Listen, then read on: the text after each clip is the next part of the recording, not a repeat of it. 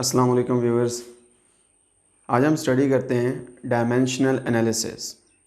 Physical quantities की dimension क्या होती है, और डायमेंशन का जो नेक्स्ट टॉपिक है वो है हमारे पास कि हम डायमेंशन के मेथड को कहाँ कहाँ इस्तेमाल करते हैं। जो डायमेंशन का मेथड है दैट इज़ कॉल्ड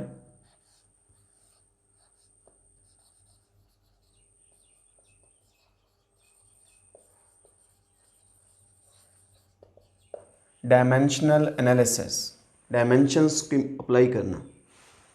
इसकी टू एप्लीकेशंस हैं।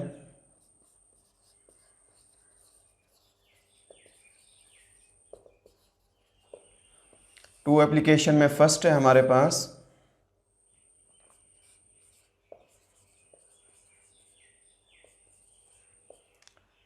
टू चेक द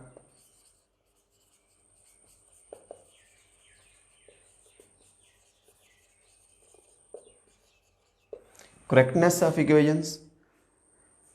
जो फर्स्ट इसका मेथड है, हम इसमें इक्वेशंस की करेक्टनेस को चेक करते हैं कि आया जो फार्मूला है फिज़िक्स के सब्जेक्ट में, क्या वो फार्मूला दुरुस्त है या वो फार्मूला गलत है। हम उसको चेक करने के लिए डायमेंशंस के मेथड को यूज़ करते हैं। और दूसरी इसकी एप्लीकेशन है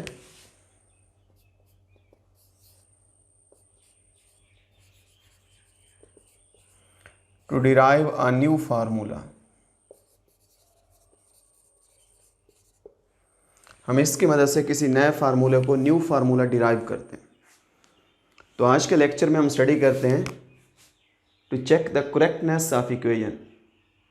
इक्वेशन की करेक्टनेस को डायमेंशन के मेथड से कैसे चेक करते हैं। अब इसको बोल देते हैं हमारे पास प्रिंसिपल ऑफ होमोजेनिटी है।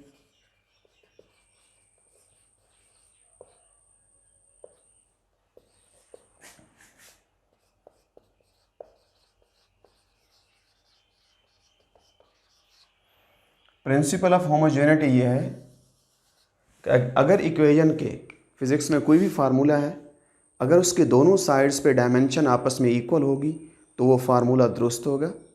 अगर दोनों साइड पे डायमेंशन आपस में इक्वल नहीं है, हम बड़े एतमाद के साथ कह सकते हैं कि फ़िज़िक्स में ये वाला फार्मूला पॉसिबल नहीं है। मैं आपको एक छोटी सी एग्जांपल दे देता हूँ। अगर हम उसकी एक एग्जांपल में देखें, डायफ्रैक्शन ग्रेटिंग फिज़िक्स का एक टॉपिक है, उसमें d की कीमत को ये लिख देते हैं, d is equal to length divided by number of lines. अगर मैं गलती से ये फार्मूला लिख बैठता हूँ, मुझसे गलती हो जाती है, मैं यूँ लिख देता हूँ, कंफ्यूज हो जाता हूँ कि L/N लिखूँ या उसको N/L लिखूँ, उसको d के बारे में। तो अब इसमें हम दोनों साइड्स की डायमेंशन को चेक कर लेते हैं। अब इस फार्मूले में देखें, अगर मैं लेफ्ट हैंड साइड पे देखूं, d है, d डिस्टेंस है, और डिस्टेंस की डायमेंशन क्या आती है, डिस्टेंस की डायमेंशन है कैपिटल L। ये लेफ्ट हैंड साइड है। अगर मैं इसी फार्मूला की राइट हैंड साइड को देखूं, ये है N/L। n number of lines है, इसकी डायमेंशन डिवाइडेड बाई लेंथ की डायमेंशन। जो नंबर ऑफ लाइंस है, नंबर की तो कोई डायमेंशन नहीं है, कांस्टेंट की कोई डायमेंशन नहीं होती, number of lines divided by ये लेंथ है, लेंथ की डायमेंशन क्या आ जाएगी, कैपिटल L। ऊपर जाके ये किसके इक्वल आएगा, लेंथ इनवर्स। अब देखें, लेफ्ट हैंड साइड की डायमेंशन L है, राइट साइड की डायमेंशन L इनवर्स है। इसका मतलब है फिज़िक्स में ये वाला फार्मूला पॉसिबल नहीं है। This is incorrect relation. तो करेक्ट रिलेशन कौन सा है, आप इसको देखें, लेफ्ट हैंड साइड d है। अगर मैं d की डायमेंशन ले लूँ, डिस्टेंस है, ग्रेटिंग एलिमेंट होता है, तो लेफ्ट हैंड साइड की डायमेंशन, लेंथ की डायमेंशन क्या आ जाएगी, L। अगर मैं इसकी राइट हैंड साइड लूँ, taking the right hand side L/N, taking the dimensions, L की डायमेंशन डिवाइडेड बाई N की डायमेंशन। L की डायमेंशन ये, n नंबर ऑफ लाइंस हैं, नंबर्स तादाद है, कांस्टेंट है, उसकी कोई डायमेंशन नहीं है, तो राइट हैंड साइड की डायमेंशन क्या आ जाएगी, ये भी l। अब इसकी लेफ़्ट साइड की डायमेंशन भी l है और राइट साइड की डायमेंशन भी l है। अब दोनों साइड्स की डायमेंशन दुरुस्त हैं, आपस में इक्वल हैं, सो this formula is dimensionally correct. Dimension के मेथड के मुताबिक ये वाला फार्मूला करेक्ट है, और यही हमारे पास एक सबसे इम्पॉर्टेंट टूल है। कभी कोई गलती हो जाती है, कभी कोई MCQ हमारे जहन में नहीं आ रहा, वो फार्मूला दे देते हैं कि ये 4 ऑप्शन है, कौन सा दुरुस्त है, तो हम उसको सॉल्व करने के लिए क्या करते हैं, अगर कहीं फ़िज़िक्स हमारे पास कहीं फार्मूला हमें मेमोराइज़ नहीं हो रहा, याद नहीं हो रहा, तो एटलीस्ट हम डायमेंशन से जाके उस MCQ को चेक कर सकते हैं कि जिस फार्मूले की डायमेंशन आपस में इक्वल होंगी, पॉसिबिलिटी है कि वो दुरुस्त हो। तो यूँ करके हम डायमेंशन के मेथड से फार्मूलाज की करेक्टनेस को चेक कर सकते हैं। अब इसमें हम एक एग्जांपल ले लेते हैं। एग्जांपल 1.4 है। 1.4 में कहते हैं वो कि स्पीड ऑफ साउंड इतनी है, force into length divided by mass. ये चेक करें क्या ये फार्मूला डायमेंशन के रूल्स के मुताबिक दुरुस्त है।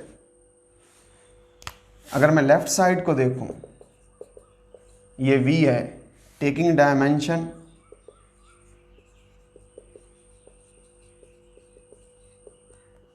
मैं लेफ़्ट साइड की डायमेंशन ले लेता हूँ, तो वेलोसिटी की या स्पीड की डायमेंशन किसके बराबर है।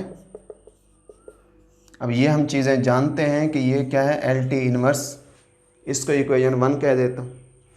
अगर मैं राइट साइड को देखूँ, force multiplied by length divided by mass, taking the dimensions, force की डायमेंशन, लेंथ की डायमेंशन डिवाइडेड बाई मास की डायमेंशन। फोर्स की डायमेंशन है m/L/T-2, लेंथ की डायमेंशन है L, और मास की डायमेंशन है कैपिटल M। इस सारे की पावर क्या है, ये अंडर रूट है 1/2। इस m के साथ ये m कैंसिल हो जाएगा, L की पावर 1 मल्टीप्लाइड बाई L की पावर 1 इज इक्वल टू, तो इसकी राइट हैंड साइड आ जाएगी L²T-2, इस सारे की पावर क्या है 1/2। जो इसकी पावर्स हैं स्क्वायर की शक्ल में है, वो पावर्स 1/2 के साथ कैंसिल हो जाएंगी, तो राइट हैंड साइड किसके बराबर आ जाएगी, LT inverse, as left hand side is equal to right hand side, कि लेफ्ट साइड की डायमेंशन भी LT इनवर्स है, राइट साइड की डायमेंशन भी LT इनवर्स है। अगर दोनों साइड्स की डायमेंशन इक्वल है, so V is equal to F into length divided by M।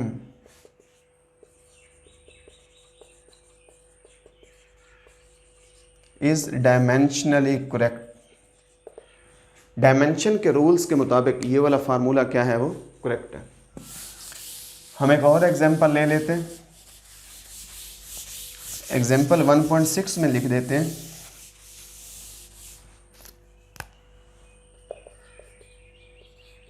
Drag force is equal to 6/η/RV। Drag force हवा की मुखालिफ फोर्स है, कि जो एक आदमी बाइक पे जा रहा है, मोटरसाइकिल चला रहा है, हवा की जो मुखालिफ फोर्स लगती है उसको ड्रैग फोर्स कहते हैं। 6 कांस्टेंट है, कांस्टेंट की कोई डायमेंशन नहीं है, ये ईटा प्रोनाउंस करते हैं। Eta is the coefficient of viscosity, जिस मीडियम से वो बॉडी गुजरता है, जिस पे ड्रैग फोर्स लगती है, उस मीडियम का विस्कासिटी का कांस्टेंट कितना है, वो मीडियम कितना विस्कस है। R radius of the body है, अगर कोई सेफेरिकल ड्रॉपलेट गिर रहा है तो उसका रेडियस कितना है। V speed of the body है। वो कहते हैं कि आप यहाँ पे इस ईटा के, इसको ईटा प्रोनाउंस करते हैं, ईटा की डायमेंशंस और ईटा के यूनिट्स मालूम करें। अगर मैं ईटा को एक साइड पे लिखूं, eta is equal to drag force divided by 6 pi R V. यहाँ से अगर मैं ईटा के यूनिट्स को लिखूँ तो newton metre, newton second metre two, ये आ जाएगा। फोर्स का यूनिट न्यूटन, रेडियस का यूनिट मीटर, वेलोसिटी का यूनिट मीटर पर सेकंड। इसको सॉल्व करें तो ये newton second minus metre minus 2 बनेगा। अगर मैं इसकी डायमेंशन ले लूँ, taking the dimension of coefficient of viscosity, 6 pi constant है इसकी डायमेंशन, आर की डायमेंशन, वेलोसिटी की डायमेंशन। अब जो ड्रैग फोर्स है, चाहे वो फ्रिक्शनल फोर्स हो, चाहे ड्रैग फोर्स हो, चाहे एक्सेलरेटिंग फोर्स हो, चाहे नॉन एक्सेलरेटिंग फोर्स हो, कोई भी फोर्स हो, बाई नेचर वो फोर्स है। अगर उसकी नेचर फोर्स की है तो तमाम की डायमेंशन आपस में हमेशा सेम होती है। तो फोर्स की डायमेंशन ये आ जाएगी, कांस्टेंट डायमेंशन लेस है, रेडियस फासला है लेंथ, और वेलोसिटी क्या है एल टी इनवर्स। तो ये एक एल इससे कट जाएगा, इसकी डायमेंशन आ जाएगी, ये एल ऊपर जाके एल इनवर्स टी -1, ये -2 कटेगा तो यहाँ पे क्या आ जाएगा टी की पावर -1। तो ये कोफिशिएंट ऑफ विस्कोसिटी की डायमेंशन है। अगर मैं इसके यूनिट्स को लिखूं, units of eta is equal to, इस एम की जगह किलोग्राम, एल की जगह मीटर, टाइम की जगह सेकंड। हम ये भी लिख सकते हैं, यहाँ हम कोफिशिएंट ऑफ विस्कोसिटी के ये यूनिट्स न्यूटन सेकंड मीटर -2 ये भी लिख सकते हैं। इसके बाद हम नेक्स्ट क्वेश्चन पे आ जाते हैं। न्यूटन लॉ ऑफ ग्रेविटेशन है, ये एक न्यूमेरिकल है। न्यूटन लॉ ऑफ ग्रेविटेशन में वो कहते हैं कि जो कैपिटल जी है, कैपिटल जी जिसको ग्रेविटेशनल कांस्टेंट कहते हैं, इस कैपिटल जी के आप यूनिट्स और इसकी डायमेंशन मालूम करें।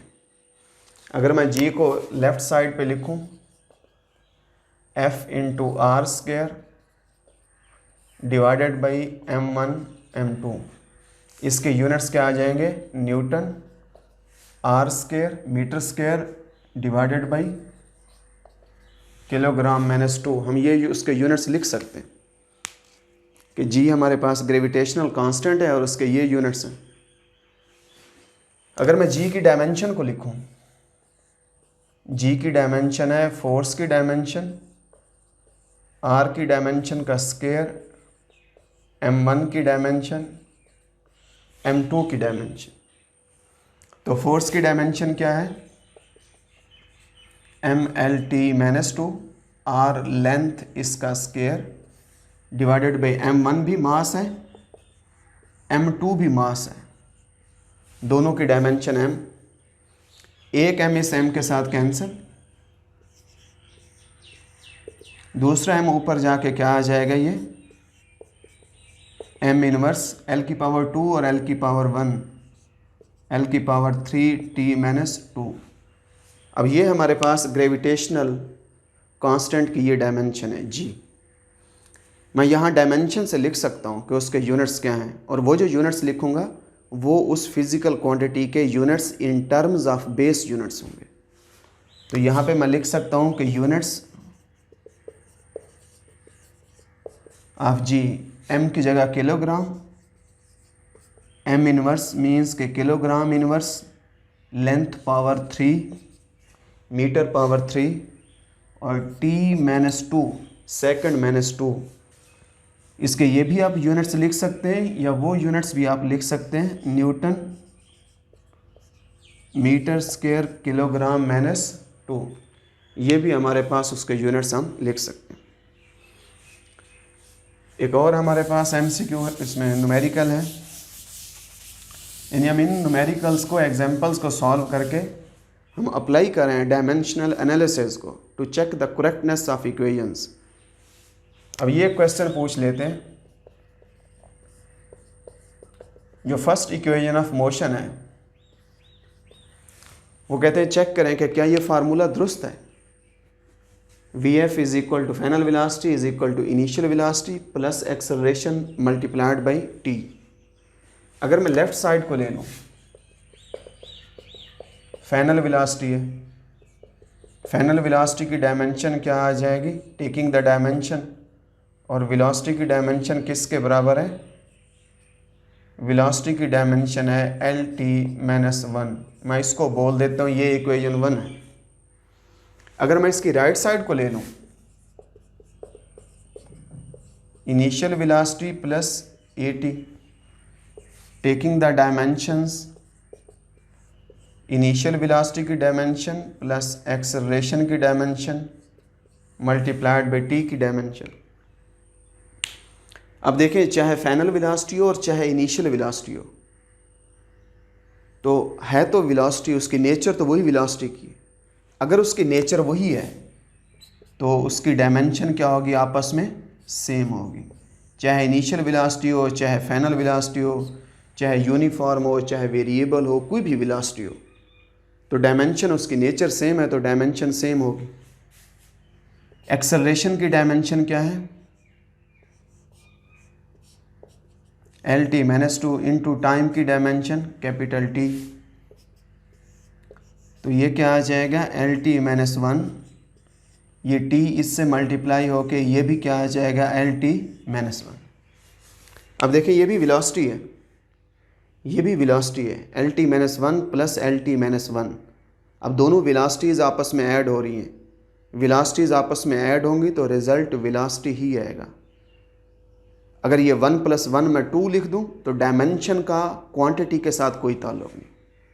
डायमेंशन किस चीज़ पे डिपेंड करती है, आपको बिल्कुल क्लियर होना चाहिए। डायमेंशन सिर्फ फिज़िकल क्वांटिटी की नेचर बताती है।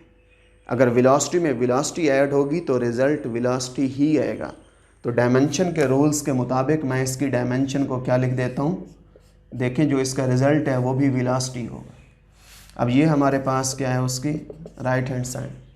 अब मैं लिख देता हूँ लेफ़्ट साइड की डायमेंशन भी L T inverse, right side की डायमेंशन भी L T inverse, as left hand side is equal to right hand side, so this formula V F is equal to V I plus A T. So this formula is dimensionally correct. Dimension के rules के मुताबिक ये दुरुस्त है। अब हम एक last example discuss कर देते हैं। आइंस्टाइन की एक मशहूर इक्वेशन है, उसमें हम लिख देते हैं कि E is equal to M C square. हमने इसको चेक करना है क्या ये फार्मूला डायमेंशन के रूल्स के मुताबिक दुरुस्त है।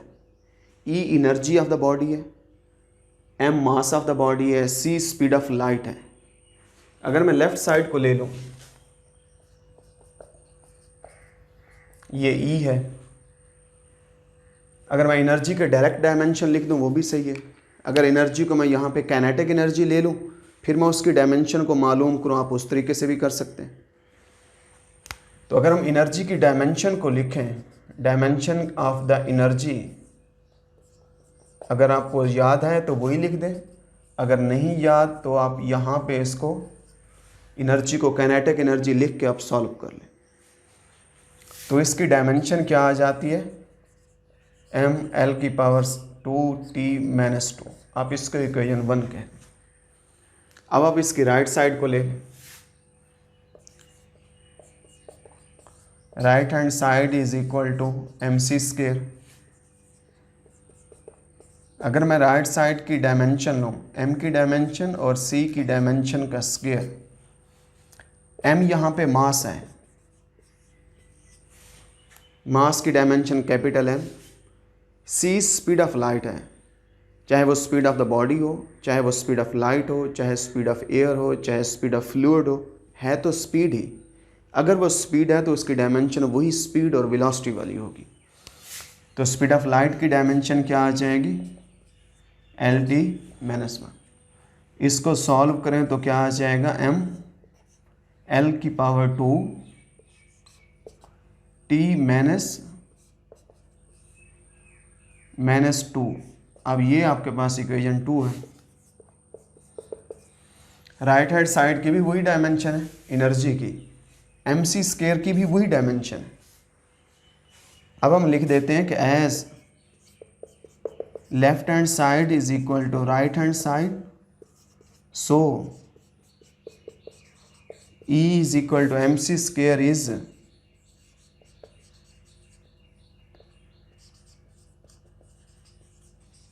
this formula is dimensionally correct।